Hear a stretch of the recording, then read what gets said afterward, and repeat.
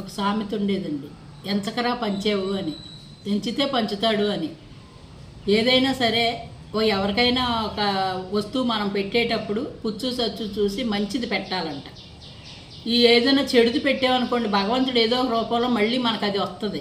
అందు గురించి అని ఎంచుతూ అంటే ఎదరోళ్ళ బతుకుల గురించి ఎంచుతారు చాలామంది. వాళ్ళ బతుకంతే వీళ్ళు అలాగా వాళ్ళు అలాగా అనేసి అందరినీ పేర్లు పెడతా ఉంటారు. అందరికీ ఏదో ఒక రకంగా పేర్లు పెడతారు. అది చెడ్డండి.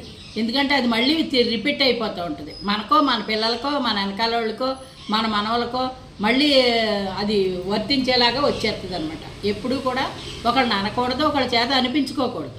ఎవరిని మనం అనకుండా ఉంటే ఎవరి చేత మనం అనిపించుకునే పొజిషన్ రాకూడదు కూడా.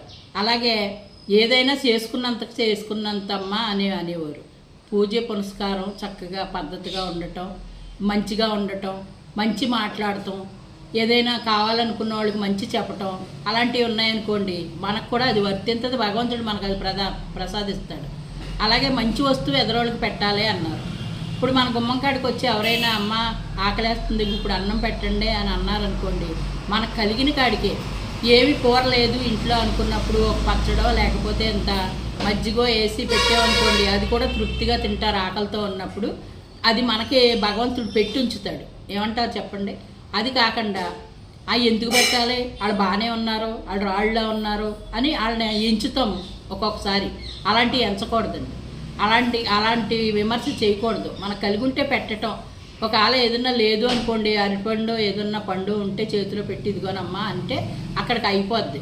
అంతే తప్ప మన నోటితోటి ఏ మాట కూడా ఎదురోళ్ళ గురించి మాట్లాడకూడదు. మాట్లాడింది మళ్ళీ మనకే వస్తుంది అని అర్థం అనమాట. అందుకే ఎంచకరా పంచేవు అని అన్నారు.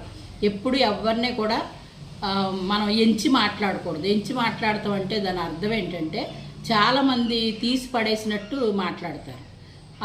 వాళ్ళ బతుకులు అంతే, వాళ్ళు ఇలాగే, వాళ్ళ గతి లేనోళ్ళు అది ఇది అంటూ ఉంటారు. ఏది మన నోటితోటి చెడు మాటలు అటువంటివి మాట్లాడకూడదు అని అర్థం అండి.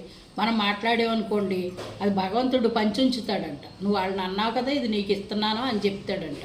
అందుకు మంచి ఇచ్చామనుకోండి, మంచి మాట్లాడేమనుకోండి, మంచి సలహా ఇచ్చినా, మంచి మాట మాట్లాడినా, మనం ఏదైనా పెట్టినా, మంచిగా పెట్టినా దాని అర్థం మనకు మళ్ళీ మంచి జరుగుతుంది, తప్పనిసరిగా జరుగుతుందండి.